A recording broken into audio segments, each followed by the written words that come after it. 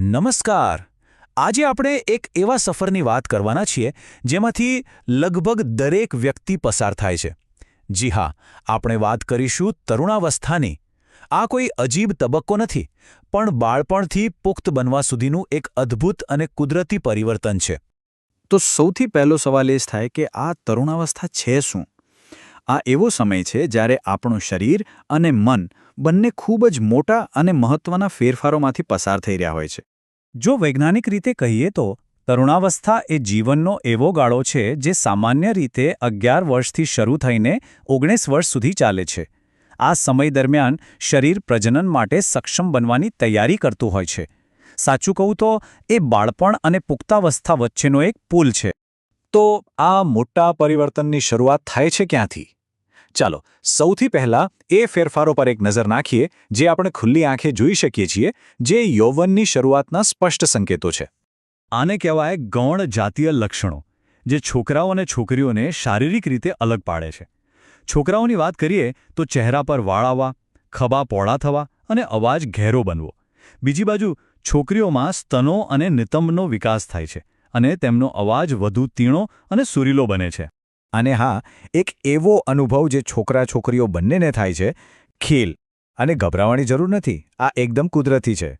કેમ કે આ સમયે શરીરમાં પરસેવો અને તેલ બનાવતી ગ્રંથિઓ વધુ સક્રિય થઈ જાય છે. સારો સવાલ છે, ખરું ને? આપણે એ તો જોયું કે શું બદલાય છે, પણ આ બધું શા માટે થાય છે? આટલા બધા ફેરફારો પાછળ કઈ અદૃશ્ય શક્તિ કામ કરે છે? ચાલો એ રહસ્ય પરથી પડદો ઉઠાવીએ. આ બધા ફેરફારો પાછળનું મુખ્ય કારણ છે અંતઃસ્ત્રાવો, એટલે કે હોર્મોન્સ. આ એક જાતના કેમિકલ મેસેન્જર છે જે આપણા શરીરમાં એકદમ ક્રાંતિ લાવી દે છે.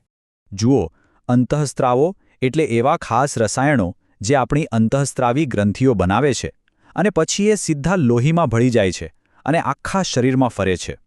એ શરીરના અલગ અલગ ભાગો સુધી પહોંચીને તેમને સૂચના આપે છે કે હવે શું કરવાનું છે. નાના પણ ખૂબ જ પાવરફુલ હોય છે. ખાસ કરીને બે મુખ્ય અંતઃસ્ત્રાવો છે જે આ સમયે બહુ મોટો ભાગ ભજવે છે. પુરુષોમાં શુક્રપિંડ બનાવે છે ટેસ્ટોસ્ટેરોન, જે પુરુષોના શારીરિક લક્ષણો માટે જવાબદાર છે, અને સ્ત્રીઓમાં અંડપિંડ બનાવે છે ઇસ્ટ્રોજન, જે સ્ત્રી લક્ષણોના વિકાસને પ્રોત્સાહન આપે છે. તો પછી આ બધા અંતઃસ્ત્રાવોને કંટ્રોલ કોણ કરે છે? કોણ છે આ ઓર્કેસ્ટ્રાનું કંડક્ટર? એ છે આપણા મગજમાં રહેલી પિટ્યુટરી ગ્રંથિ. તે બીજી બધી ગ્રંથિઓને આદેશ આપે છે કે ક્યારે અને કેટલા અંતઃસ્ત્રાવો બનાવવા. એટલે જ તો એને માસ્ટર ગ્લેન્ડ કહેવાય છે. હવે આ બધા શારીરિક ફેરફારોનો એક મુખ્ય હેતુ હોય છે, અને એ છે શરીરને પ્રજનન માટે તૈયાર કરવું. ચાલો હવે એની પાછળનું વિજ્ઞાન થોડું ઊંડાણમાં સમજીએ. સ્ત્રીઓમાં પ્રજનનકાળની શરૂઆત થાય છે રજોદર્શનથી, એટલે કે પહેલા માસિક ચક્રથી.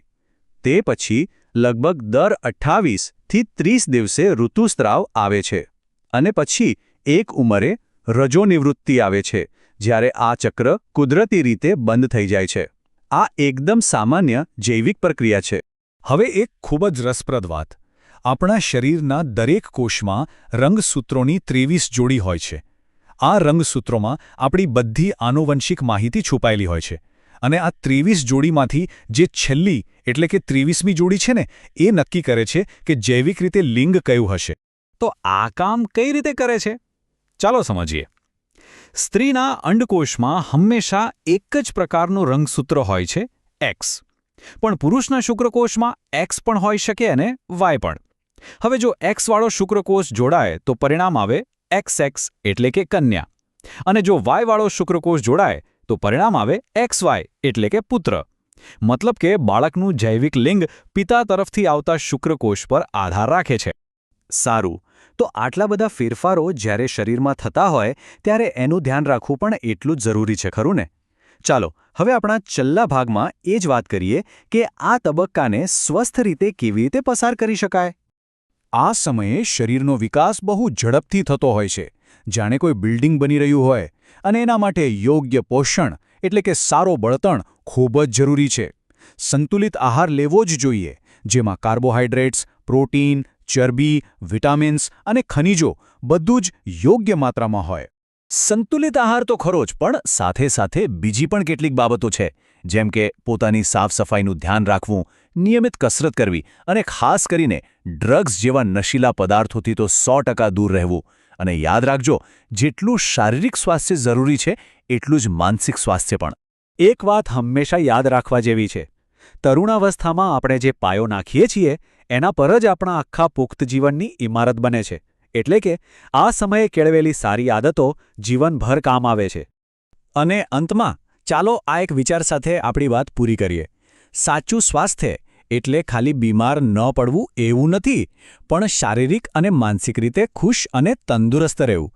અને તરુણાવસ્થા એ આ સમજને કેળવવાનો અને જીવનમાં ઉતારવાનો શ્રેષ્ઠ સમય છે.